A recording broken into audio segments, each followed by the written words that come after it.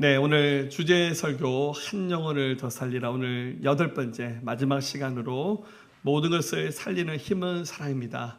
오늘 이 말씀을 통해서 함께 은혜 받기를 소망합니다. 자, 여러분들 마음이 이미 체육공원에 가 있지 않기를 오늘 예배하는 이 한 시간 우리 은혜가 더 충만한 자리가 되기를 소망합니다. 우리 인간들이 이 땅을 살아가면서 많은 문제들을 겪습니다. 저도 목회 상담을 공부한 사람으로 또 성도들의 많은 고충과 이야기를 들으면 한 사람 이야기가 우주와 같습니다. 이렇게 썰을 풀면 많은 사람들의 인생 가운데 참 많은 사건들이 있었고 많은 만남도 있었고 때로는 좌절과 실패, 상처들도 있었더라고요. 사람이 겪는 문제의 근원이 어디서부터 시작될까?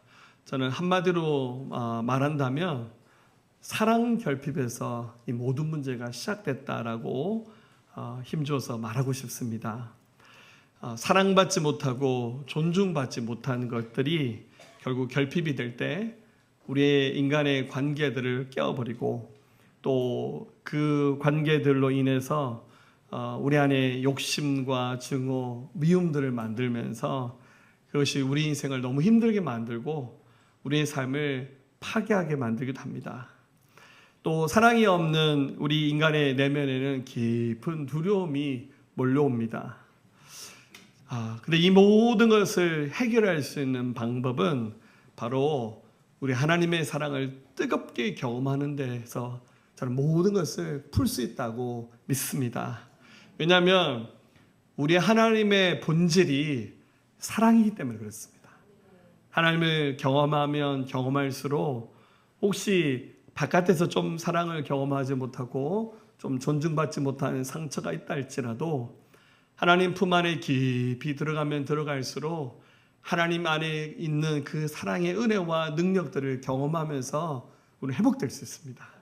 하나님은 우리를 얼마나 사랑하셨든지 하나님의 당신의 독생자 예수님을 이 땅 가운데 보내주셔서 우리의 모든 죄와 허물을 대신하여 십자가에서 죽게 하셨고 그분이 부활하셨습니다.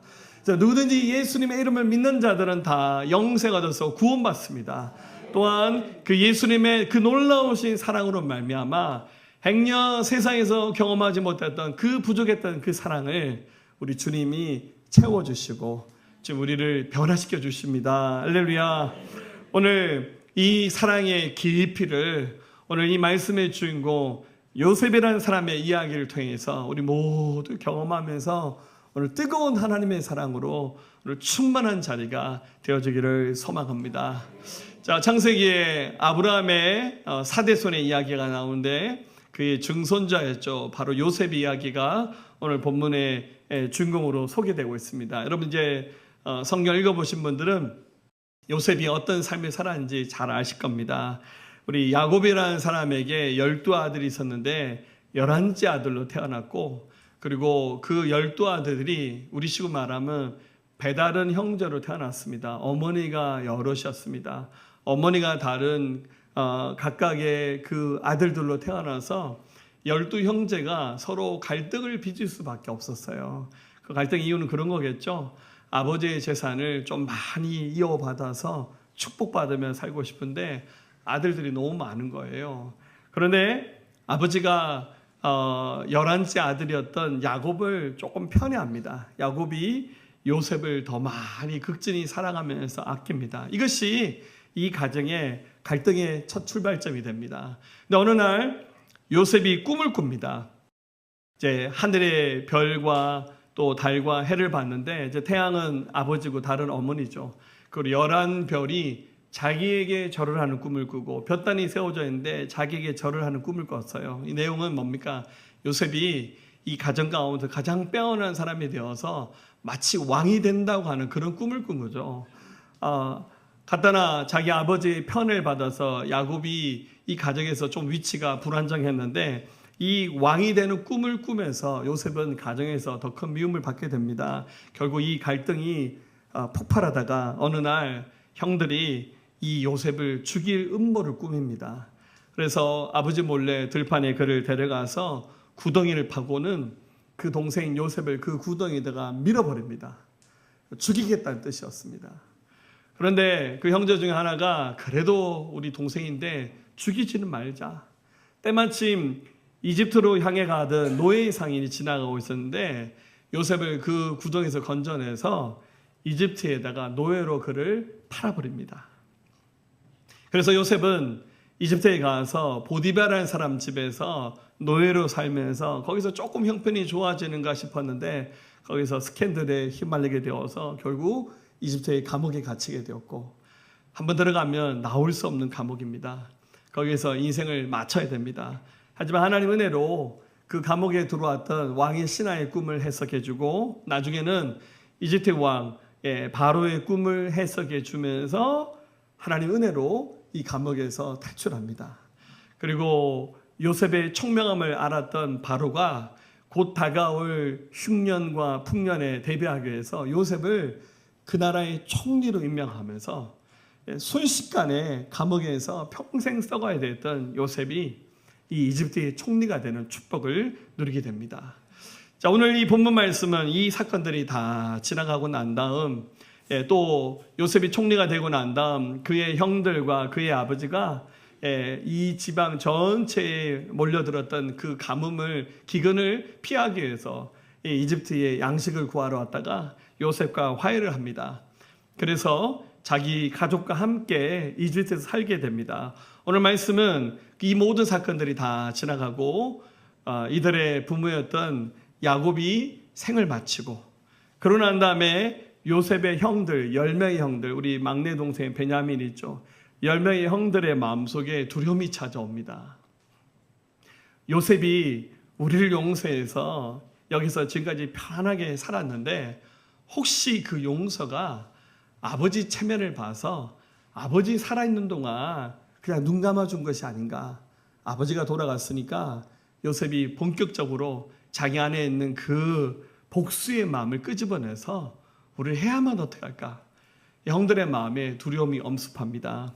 그래서 사람을 보내어서 요셉에게 이렇게 묻습니다. 15절 요셉의 형제들이 그들의 아버지가 죽었음을 보고 말하되 요셉이 혹시 우리를 미워하여 우리가 그에게 행한 모든 악을 다 갚지는 아니할까 하고, 자, 마음에 이 두려움이 막 물려들기 시작합니다. 여러분, 이것은 죄가 가지고 있는 권세를 보여주는 겁니다.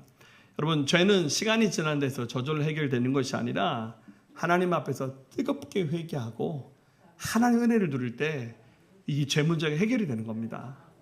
요셉은 진심으로 자기 형제들을 용서했습니다.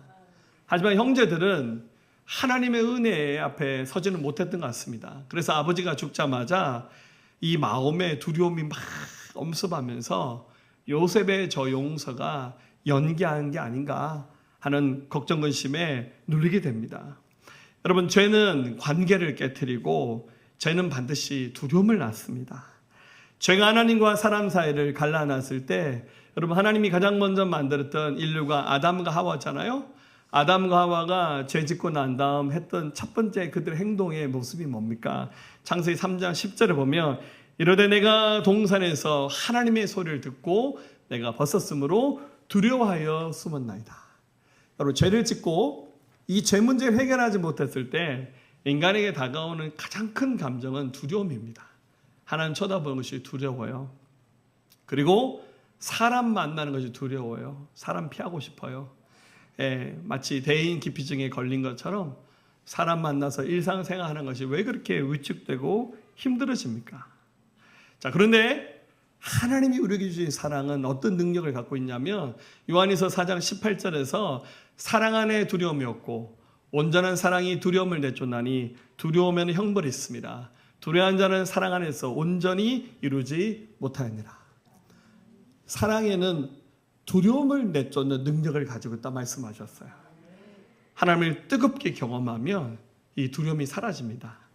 어떤 점에서 요셉은 이미 하나님을 뜨겁게 만남으로 이 죄로 인해서 상처로 인해서 자신을 눌렀던 그 두려움을 이미 이겨낸 사람입니다.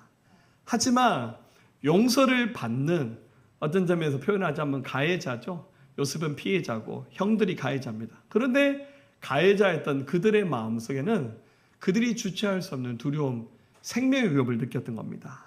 자, 그런데 오늘 성경에 이 요셉은 어떤 점에서 앞으로 장차 오실 예수 그리스도를 가리키는 구약의 대표적인 인물입니다. 요셉이 자신이 경험했던 하나님의 그 놀라우신 사랑을 통해서 형제들과 이 어려운 문제를 잘 풀어내는 놀라운 장면을 보여줍니다. 오늘 이야기가 하나님 우리에게 주신 사랑이 어떤 것인지, 우리가 앞으로 이 땅을 살아가면서 드러내야 될 사랑이 어떤 것인지 이 말씀을 통해서 저와 여러분들이 오늘 배울 수 있기를 예수님의 이름으로 부탁드립니다. 자, 첫 번째로 요셉을 통해서 나타나는 하나님의 사랑은 바로 하나님 앞에서 자신을 낮추는 것이라는 사실을 우리에게 보여주고 있습니다. 자, 야곱이 죽자 형제들이 찾아와서 이렇게 말합니다. 16절 17절 같이 봅니다. 요셉에게 말을 전하여 이르되 당신의 아버지가 돌아가시기 전에 명령하여 이르기를 너희가 같이 요셉에게 이르라 내 형들이 내게 악을 행하였을지라도 이리에 바라건대 그들 허물과 죄를 용서하셨나니 당신 아버지의 하나님의 종들이 우리 죄를 이제 용서하사 하며 요셉이 그들이 그에게 하는 말을 들을 때 울었더라. 아멘. 자, 여기서 여러분들 굉장히 놀라운 바뀐 말이 나옵니다. 형들이 요셉을 죽이려고 했잖아요. 구덩이다 밀었고 그를 노예로 팔았습니다. 그러고 난 다음에 세월이 많이 흘러서 이게 만났는데, 물론 그 전에 이제 이것은 창세기 45장쯤 가면 형들이 이 가나안 땅에 정착하면서 요셉과 화해를 합니다. 그런데 그들이 요셉에게 했던 그들의 그 모든 행동을 실수라고 말했지 죄라고 말한 적은 없었어요. 그런데 오늘 그의 아버지가 죽고 난 다음에 요셉에게 찾아와서 오늘 뭐라 말합니까? 우리의 죄를 용서하소서, 이렇게 표현합니다. 이게 이 자리에서 두려움이 있었기 때문에 살기 위해서 이 말을 지어서 한 말이 아니라 이 요셉의 형제들이 이제 나이도 들고 또 인생을 살면서 굉장히 많이 성숙해졌던 것 같아요. 그래서 요셉 앞에 자기의 잘못을 구하면서 이것이 바로 나의 죄이고 저의 허물입니다 하면서 자기 자신을 낮춥니다. 사랑하는 여러분, 용서하시는 하나님의 기적과 은혜, 이 사랑의 능력이 부어지는 곳에는 겸손하게 자기 허물을 인정하고 용서를 구하는 낮은 자리에 처할 때 여기 하나님의 은혜가 부어지는 겁니다. 그래서 그들이 이렇게 하잖아요. 18절에 그의 형들이 또 친히 와서 요셉의 앞에 엎드리되 우리는 당신의 종들입니다. 사실 여러분들 그래도 친형이잖아요. 요셉이 아무리 이집트의 총리가 되었지만 사적인 자리에 만나면 요셉은 아우예요. 그것도 11째 아들입니다. 첫째 형과 11째 아우는 뭐 거의 첫째 형은 아버지 뻘 되잖아요. 그런 형들이 다 요셉 앞에 엎드려서, 옛날에 요셉이 맨 처음 꿈꾸고 와서 꿈자랑했을 때 뭐라 말했습니까? 야, 네가 우리 왕이 될 사람이냐 하면서 요셉을 막 비난하면서 비아냥거렸거든요. 근데 지금 이제 세월이 많이 지나서 자신들의 가오를 돌아보니 이게 다 우리 잘못이네요. 우리는 당신의 종들입니다 하면서 자기 자신을 낮춥니다. 사랑하는 여러분, 하나님의 은혜는 겸손한 자에게 임하는 겁니다. 야고보서 4장 6절에 하나님이 교만한 자를 물리치시고 겸손한 자에게 은혜를 주시나 말씀해 주셨잖아요. 자기를 낮춰야 됩니다. 자꾸 어떤 문제가 생겼을 때 남 탓하지 마세요. 당신이 잘못했어요. 나는 잘못한 거 하나도 없습니다. 나는 정직합니다. 나는 옳습니다. 이렇게 여러분들 모든 문제를 상대방에서 찾기 시작하면 그럼 그런 방식으로는 문제를 풀 수 없습니다. 이게 다 저희 부족함입니다. 저희 허물입니다. 저희 잘못입니다. 이렇게 우리 자신을 낮춰야 돼요. 그럼 예수님은 죄가 있어서 십자가에 죽으셨습니까? 아니잖아요. 빌립보서 2장 6절에 나온 말씀처럼 예수님은 하나님의 본체십니다. 근데 하나님과 동등됨으로 같은 위치에 서지 않으시고 사람이 되셨어요. 인간의 형체를 입으시고 이 땅에 오셔서 자기를 낮추시고 십자가에 죽기까지 성부 하나님의 뜻에 순종하셨어요. 예수님의 그 희생, 그 섬김이 있었기 때문에 결국 우리가 은혜 있는 자가 되어서 우리가 이 자리에 있는 거예요. 우리가 왜 천국 가는 겁니까? 우리 의 때문에 가는 겁니까? 우리 자랑할 만한 행함이 있기 때문에 가는 겁니까? 죄송하지만 그거는 하나 또 이유가 되지 않아요. 우리 하나님의 자녀되어서 생명 얻는 것은 전적인 하나님의 은혜 때문에 되는 겁니다. 그래서 우리 자신을 더 많이 낮출 때 우리 안에 그 하나님의 사랑이 부어지면서 그 사랑의 깊이를 더 많이 경험하고 이게 정말 헤아릴 수 없는 사랑이구나 라고 고백하게 되는 겁니다. 그리고 제가 성격이 좀 좋잖아요. 할렐루야. 이런 얘기 하지 마라 그랬는데 네, 저도 좀 평화주의자에 좀 가깝습니다. 네, 좀 어려운 문제, 좀 힘든 문제 있을 때 그걸 막 후벼 파서 막 원칙대로 하는 순간도 필요하죠. 하지만 어지간한 실수와 연약함에 대해서는 저는 좀 넉넉한 마음을 가지려고 하는 편입니다. 그런데도요, 살아보니까 모든 사람의 마음이 그렇지는 않더라고요. 어떤 사람도 이게 여러분들 중에는 그런 분이 아무도 없다고 생각합니다. 저한테도 비난하는 사람이 생기고 나쁜 말 하는 사람이 생기고 오해하는 사람도 있더라고요. 좀 억울하죠. 가서 좀 따지고 싶고 왜 그러냐고 묻고 싶어요. 그런데 그것만이 다 진리는 아니더라고요. 좀 억울하고 좀 이렇게 힘들어도 그 순간 참고 우리 주님을 생각하면서 겸손하게 우리 자신을 낮출 때 그 자리에서 하나님의 사랑의 법이 이루어지고 거기서 하나님의 뜻이 이루어지는 겁니다. 요셉이 여기에서 자기의 의를 주장한다면 자기 형님들 그냥 해코지해버리고 복수해버리면 되는 겁니다. 그래서 요셉이 보여준 두 번째 모습이 뭡니까? 그가 하나님의 자리에 서지 않는 마음, 그게 여러분들 사랑이었지 않습니까? 여러분 지금 형들이 찾아와서 처음에 사람들 보내고 직접 와서 요셉 우리는 당신들의 종들입니다. 우리가 당신에게 죄를 지었습니다. 용서해 주세요. 아버지가 했는 말 기억해 주세요. 이렇게 말을 하는 순간 요셉이 어떻게 됐습니까? 우리 앞서 말씀에 눈물을 왈칵 썼습니다. 나는 진짜 형님들 용서했는데 형님들은 마음의 자유가 없었구나. 지금까지 저 상처, 저 두려움 붙잡고 살았구나. 생각하니까 너무 좀 안 됐다는 생각이 드는 거예요. 그러면서 오늘 이렇게 말하면 19절 요셉이 그들에게 이르되 두려워하지 마소서. 내가 하나님을 대신하니까. 형님들 걱정하지 마세요. 제가 하나님입니까? 저는 하나님이 아니에요. 저는 하나님의 자리에 서지 않을 겁니다. 여러분 우리의 인생의 모든 문제를 심판하시는 심판자는 하나님이시잖아요. 우리는 어떤 이유에서든지 심판자의 자리에 앉을 수가 없습니다. 여러분 악을 가볍게 보자는 뜻이 절대 아닙니다. 여러분 악은 악이고 상처는 상처입니다.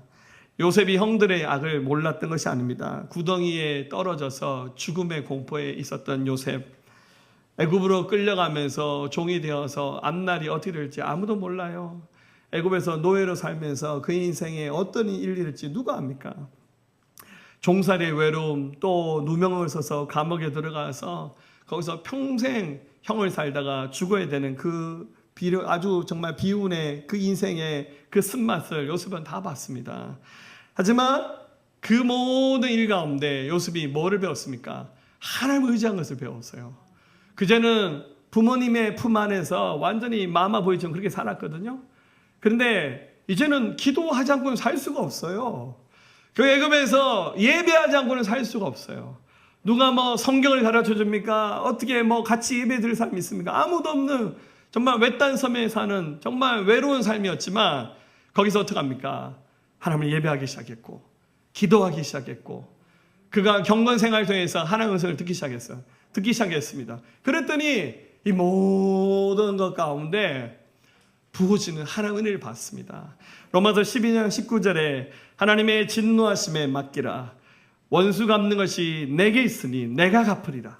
원수 갚는 것이 이게 내게 있는 것이 아니구나. 내가 하나님의 자리에 서서 인간적으로 복수하는 것. 분명히 요셉이 잘못한 거 하나도 없어요. 그렇게 복수해도 아무도 요셉 너 너무했다 말하는 사람 없겠죠. 하지만 그것을 통해서는 하나님의 의를 이룰 수 없는 겁니다. 여러분 예수님이 어떻게 하셨습니까? 우리의 죄를 대신하여 붙잡혀 가셔서 십자가 지셨잖아요. 예수님을 발가벗기고 채찍질하고 매로 때리고 머리에 가시멸관을 씌우시고 얼굴에 침 뱉고 따귀로 때리면서 결국 십자가에 대못을 박아서 십자가에 매달려서 예수님 죽게 만들었지 않습니까? 얼마나 억울합니까? 얼마나 원통합니까? 근데 예수님 십자가 위에서 이렇게 기도하셨어요. 누가복음 23장 34절. 이에 예수께서 이르시되 아버지 저들을 사하여 주옵소서. 자기들이 하는 것을 알지 못합니다.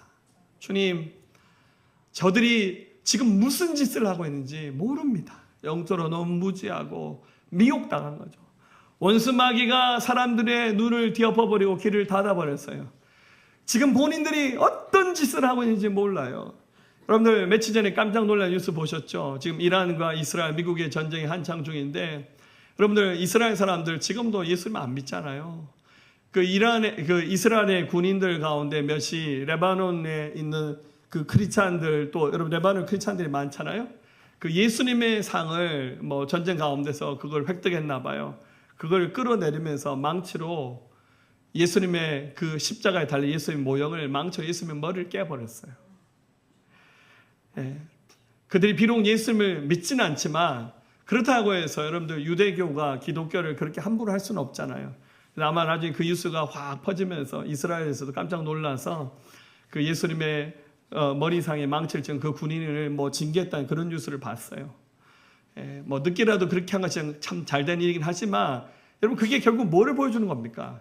그 유대인들의 마음속에 예수님을 인정하지 않는 그 뿌리 깊은 그 불신의 마음, 2000년 있었던 그 일들이 지금도 계속 이어지고 있잖아요.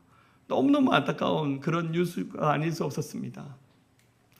그 예수님 어떻게 하셨습니까? 아버지 저들의 죄를 용서해 주소서. 예수님은 저주하지 않으시고 대려 용서의 기도를 하시면서 심판을 하나님 아버지께 맡기면서 죄인을 살리는 길을 선택하셨지 않습니까? 요셉이 오늘 어떻게 했습니까? 악을 선택하지 않았습니다. 복수할 힘이 있었으면 고난이 있습니다. 그런 자격이 있습니다. 하지만 심판하실 분은 하나님 아버지 한 분밖에 없다는 것을 그가 알고 하나님 자리에 앉지 않겠습니다. 내가 하나님을 대신하지 않겠습니다 하면서 그들을 다 품었습니다. 요셉이 이렇게 할 수 있는 진짜 이유는 뭡니까? 그것은 바로 악을 선으로 바꾸시는 하나님의 섭리를 그가 알았기 때문입니다. 자, 여러분 요셉이 이 모든 인생의 과정을 겪으면서요. 죽을 위기에 있었고 정말 지옥 바닥문을 열면서 가장 비천한 자리까지 내려갔거든요. 감옥에 갇혀서 소망이 없이 있다가 하나님의 은혜로 회복됐지 않습니까? 그래서 나중에 자기를 찾아온 형들을 용서하면서 지금 이 자리까지 왔지 않습니까? 요셉이 이렇게 말합니다. 20절 당신들은 나를 해하려 하였으나 하나님은 그것을 선으로 바꾸사 오늘과 같이 많은 백성의 생명을 구원하게 하시려고 하셨습니다. 사실 요셉은 죽을 뻔했잖아요. 근데 요셉이 구덩이에 빠져서 죽을 위기도 건져 지나가고 노예가 되어서 이집트에서 고난의 길을 걷었지만 요셉이 그 모든 과정을 통해서 하나님을 의지하기 시작했어요. 그전에는 주님의 음성을 들었던 적이 없었어요. 근데 그가 이집트에서 생활하는 동안 예배하면서 주의 음성을 듣고 하나님을 뜨겁게 만나기 시작했습니다. 그랬더니 하나님께서 하시고자 하는 일이 뭔지 보였어요. 그러니까 인간적인 눈으로 보면 실패한 인생입니다. 형들에게 미움받고 부모님으로부터 버림받아서 이집트에서 완전히 정말 고생 엄청나게 하면서 정말 바닥치는 삶이었는데 그가 총리가 되고 난 다음에 돌아보니 이것이 하나님의 섭리였구나. 하나님의 계획이었구나. 그가 8절 이렇게 말합니다. 그런데 나를 이리로 보내신 이는 당신들이 아니요 하나님이시라. 하나님이 나를 바로에게 아버지로 삼으시고 그 온 집의 주로 삼으시며 애굽 온 땅의 통치자로 삼으셨나이다. 인간으로 보면 형들이 자기를 미워해서 자기를 죽이려고 했는 건데 내가 은혜 있고 보니까 그거 하나님이 허락하셔서 주님이 하신 겁니다. 형들이 나를 팔았다라는 고백이 아니라 하나님이 나를 보내셨습니다 라고 믿음의 고백을 합니다. 그러니까 내 인생에 일어난 모든 일들이 새롭게 해석이 되면서 하나님의 섭리가 보이는 거예요. 그래서 요셉이 그 이후로 경험했던 것은 뭡니까? 우리 창세 39장 보면 보디발의 집에 있을 때도 하나님이 그게 형통한 복을 주시는 거예요. 사실 달라진 것은 하나도 없어요. 환경이 좋아졌다는 뜻이 아닙니다. 그런데 보이지 않는 하나님의 손이 자기 인생을 이끌고 있다는 사실을 요셉이 보기 시작했어요. 야, 하나님 함께 하시네. 지금 완전히 집에서 쫓겨나가지고 인생에 아무런 비전이 없고 소망이 없는 가운데 살았지만 야, 여기서 하나님 함께 하시네. 그리고 심지어 그 감옥에 있는 간수장에게 요셉의 주변에 있는 모든 사람의 마음을 감동하면서 요셉에게 은혜를 베푸도록 하나님이 그의 삶을 인도하셨어요. 자, 여러분, 요셉 이야기는 바로 십자가의 그림자와 같습니다. 예수님이 십자가를 지시되 사람들에게 마치 버림받는 것 같았잖아요.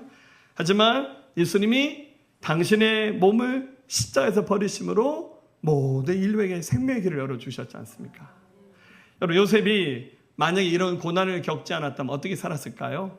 자기 아버지 야곱이 부자였습니다. 아들이 12이 있어요. 살면서 무슨 고민했겠습니까? 야, 우리 아버지 재산 좀 많이 받아야겠다. 첫째는 첫째대로, 둘째는 둘째대로. 근데 또 이게 배다른 형제들이에요. 서로 다른 꿈을 꾸면서. 그러다 나중에 기껏해봐야 아버지 유산 몇 개 물려받고 그 동네에서 양이나 치면서 소나 키우면서 사는 것이 그게 그냥 걸어갈 인생입니다. 근데 하나님이 강제로 그를 이집트에 팔려가게 하셔서 고생 엄청나게 하게 하셨지만 결국 이 가나안 땅 전체에 밀려왔던 그 기근의 때를 요셉이 이집트의 총리가 되어서 이 위기를 잘 이기게 하셨고, 그리고 이 기근의 때에 자기 아버지 야곱과 형제들을 다 이집트로 보내서 거기서 생활하면서 보호하심을 받게 되었고, 나중에 요셉 이후에 이들의 가족이 이집트에서 400년 동안 삽니다. 400년 동안 사는 동안 처음에 몇 명 안 됐던 그 가족이 나중에 모세 시대 때 이스라엘 백성이 이집트를 빠져나와서 가나안 땅 들어갈 때 한번 머릿수를 헤아려 봤어요. 인구 조사하면 여러분 그게 이제 민수기잖아요.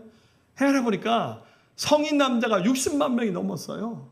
그러니까 여러분들 성인 남자 60만 명이니까 결혼하는 사람 나이 드신 분들 아이가 계산하니까 넉넉 잡아서 이스라엘 백성의 숫자가 300만 명, 400만 명이 되는 거예요. 한 사람이 이 고난을 참고 복수하지 않고 인내하면서 여기서 하나님의 사랑을 드러냈더니 그의 온 12 아들들이 다 건강하게 자손과 자손을 낳으면서 축복의 반열에 섰더니 이들이 민족을 이루는 거예요. 그리고 이 요셉의 이들이 혈통을 돼서 누가 태어납니까? 바로 메시아이신 예수 그리스도께서 태어나시잖아요. 이들 가문을 통해서 인류를 구원하시기 위한 하나님의 놀라우신 계획이 이루어진 겁니다. 그래서 요셉이 이렇게 말하면 20절에 당신들은 나를 헤아려 하였으나 하나님은 그것을 선으로 바꿔서 오늘과 같이 많은 백성의 생명을 구원하게 하시려 하셨나니, 하나님께서 많은 사람의 생명을 구원하시려고 제 인생을 쓰신 것 같습니다. 여러분, 그 순간에 얻어터지고 고난당한 순간에는 하나님 뜻이 안 보이니까 하나님 이러실 수 있어, 하나님 나한테 왜 그러십니까? 왜 나에게 이런 고난을 주고 어려움을 줍니까? 라고 하소연할 수 있겠지만 조금만 더 시간이 지나고 하나님 은혜 앞에 서면 야, 그것도 하나님 은혜였네요. 그래서 형통한 거, 많이 있는 거, 그것도 은혜지만요, 가시밭길 걸어가고 고난당하고 깨지는 거 걱정하지 마세요. 하나님 딱 감당할 수 있을 만큼 우리에게 허락하시는 겁니다. 지나고 보니까 그게 하나님의 은혜였고 이것을 통해서 하나님의 놀라우신 사랑을 경험한 겁니다. 자, 마지막으로 요셉이 어떻게 말합니까? 이제는 용서를 넘어서 책임지는 사랑을 보여줍니다. 형제들이 막 두려워 떨면서 우린 당신들의 종들입니다. 이런 형들에게 요셉이 이렇게 말합니다. 당신들은 21절 두려워하지 마소서. 내가 당신들과 당신들의 자녀들을 기르리다. 그리고 간곡한 말로 그들을 위로했다는 거예요. 형님들 걱정하지 마세요. 내가 형님들의 자녀들까지 내가 싹 다 책임지겠습니다. 내가 이집트의 총리 아닙니까? 여기 고센 땅에 좋은 땅 줄 테니 여기서 목축하면서 여기서 평화를 누리면서 사세요. 내가 당신들의 그 자녀의 자녀들까지 다 책임지겠습니다. 사랑은 책임지는 행동입니다. 용서는 과거를 풀어주고 사랑은 미래를 여는 열쇠가 될 수 있습니다. 요셉이 원수가 받더라면 정말 피나는 전쟁하면서 뭐 잘했네, 지 마음에 원하는 대로 그냥 마음에 하고 싶은 대로 싹 다 했네, 그걸로 끝나는 겁니다. 그렇지만 원수 같지 않고 그 마음으로 품었더니 하나님께서 이 요셉의 그 사랑의 섬김을 통해서 모든 사람을 살리는 축복의 통로로 요셉을 하나님께서 사용하신 겁니다. 사랑하는 여러분, 이제 우리 차례입니다. 우리 지난 8주 동안 8번에 걸쳐서 한 영혼을 더 살리라고 하는 말씀을 함께 나눴습니다. 그럼 이 말씀을 좀 마지막 우리 마음에 담고 오늘 마지막으로 이 하나님의 사랑이 우리 안에 폭포수처럼 부어지면서 영혼을 살려낼 수 있는 마음을 우리가 함께 가졌으면 좋겠습니다. 미국의 볼티모어의 한 대학이 있는데 그 대학의 어떤 교수가 그 학교 주변에 빈민가가 있는데 그 빈민가의 아이들 200명을 대상으로 다양한 조사를 했습니다. 너무 가난한 동네고 범죄, 폭력, 대부분의 가정들이 막 깨어져 있는 곳입니다. 이 조사를 맞았던 그 교수가 보고서를 통해서 논문을 씁니다. 이렇게 말합니다. 결론이 이 아이들이 성공할 희망은 전혀 없다. 단 한 명의 아이도 예외가 없을 거다. 이렇게 결론을 내리면서 논문을 썼습니다. 25년이 지났습니다. 다른 대학의 한 교수가 우연히 이 리포트를 보면서 정말 그랬을까 하는 생각이 들어서 이 논문에 등장하는 200명이 넘는 아이들, 지금 이제 다 성인이 되었겠죠? 다 찾아서 어떤 삶을 살고 있는지 한번 조사를 합니다. 연락이 안 된 사람이 한 20명 정도 됐는데 그 사람을 제외하고 나머지 사람들 조사했더니 이 교수의 그 연구 결과가 틀렸어요. 대부분 다 중산층 이상의 괜찮은 삶을 살고 있는 것으로 이렇게 결론이 났어요. 이상하다. 분명히 이렇게 확신을 가지고 이렇게 리포트를 썼는데 왜 이렇게 달랐을까? 조금 더 조사해 보니 이들에게 아주 특별한 일이 하나가 있었습니다. 그 빈민가에 어떤 선생님이 들어오셔서 이 아이들을 가르쳤다는 거예요. 그래서 이 선생님의 헌신을 통해서 은혜를 경험했던 이 아이들이 나중에 삐뚤어진 삶을 살지 않고 꽤 괜찮은 삶을 사는 축복받은 사람들이 되었다는 거예요. 그래서 이 교수가 그 선생님을 수소문해서 찾아냅니다. 그리고 이 아이들을 변화시켰던 그 교육법이 뭔지 인터뷰를 하자 그 선생님이 이렇게 말했답니다. 저는 최신 교육법이나 논문 그런 거 잘 모릅니다. 하지만 이 아이들을 변화시킨 것은 굉장히 쉬운 방법이었습니다. 저는 그저 이 아이들 모두를 사랑해 줬습니다. 그 빈민가에 있는 아이들 끌어안고 차별하지 않고 사랑해 줬더니 이들이 이렇게 아름답게 성장했는가 봅니다 라고 고백했다고 합니다. 사랑하는 여러분 뭐 기도하다가 방언 은사 없어도 괜찮아요. 뭐 예언의 은사 없어도 괜찮습니다. 뭐 기도하면 병자 낫는 신유 은사 없어도 괜찮습니다. 하나님 우리에게 주신 최고의 능력은 사랑입니다. 예수님이 우리를 위해서 당신의 목숨을 버리시면서 그 사랑을 우리에게 주셨고 우리는 주님의 그 놀라우신 사랑으로 말미암아 구원받아 하나님의 자녀가 되었지 않습니까? 이제 이 사랑을 가지고 우리 모든 사람들을 사랑하고 섬겨야 될 그 책임이 바로 우리들에게 있습니다. 우리 하나님 앞에서 우리 자신을 조금만 더 낮춥시다. 하나님의 자리에 서지 않고 악을 선으로 바꾸신 하나님의 그 섭리를 믿고 끝까지 책임지는 사랑으로 우리 이웃을 함께 섬기며 한 영혼에도 더 살리기 원하시는 하나님 아버지의 마음을 가지고 이 땅을 섬길 수 있는 저와 여러분의 삶이 되어지기를 소망합니다. 우리 마지막으로 요한일서 4장 10절 12절 말씀을 읽고 마치겠습니다. 같이 읽겠습니다. 사랑은 여기 있으니 우리가 하나님을 사랑한 것이 아니요 하나님이 우리를 사랑하사 우리 죄를 속하기 위하여 화목제물로 그 아들을 보내셨습니다. 사랑한 자들아 하나님이 이같이 우리를 사랑하셨은즉 우리도 서로 사랑한 것이 마땅하도다. 아멘. 우리 먼저 사랑하신 그 하나님의 사랑 붙잡고 모든 것을 살리는 능력이 사랑임을 고백하면서 우리 사랑을 입은 자에게 이 사랑을 흘려보낼 수 있는 저와 여러분의 믿음이 여정되어질 수 있기를 예수의 이름으로 축원합니다.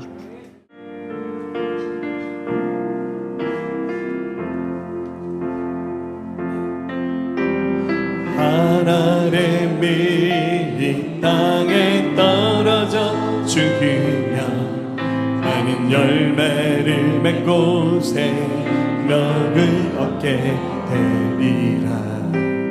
기꺼이 날 버리고 주 위에 죽으며 놀라운 부흥의 역사 주가 이루시리라. 하나님이 이 땅에 떨어져 죽으며 많은 열매를 맺고 생명을 얻게 되리라. 기꺼이 나 버리고 주 위에 죽으며 놀라운 부흥의 역사 주가 이루시리라. 주가 내 생명 받아 주소서. 이 땅에서 거짓이랄 때야 생명의 열매를 맺으리. 나 원합니다. 나 원합니다. 나 원합니다. 모든 권리 주께 드리오니 아버지의 하나님이 이 땅에 떨어져 하나님이 이 땅에 떨어져 죽으며 많은 열매를 맺고 생명을 얻게 되리라. 기꺼이 나 버리고 주 위에 죽으며 놀라운 부흥의 역사 주가 이루시. 자, 우리 손을 모아있습니다. 주여 내 생명, 주여 내 생명 받아 주소서.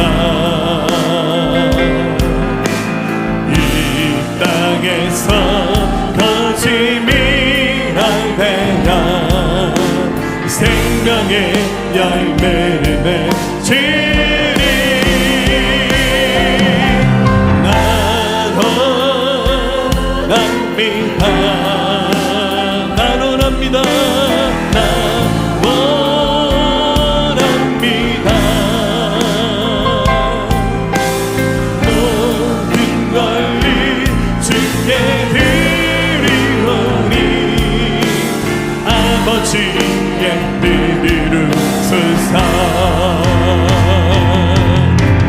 하나님이 날로 우리 부르시는 거룩한 주님의 위대한 부르심 돛대를 향하여 우리 달려갈 때 영원한 하늘에 영광 보게 되리.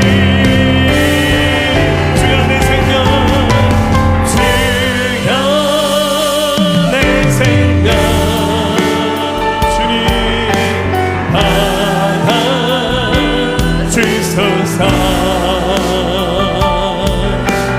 이 땅에서 거짓이랄 때야 생명의 열매를 맺으리. 나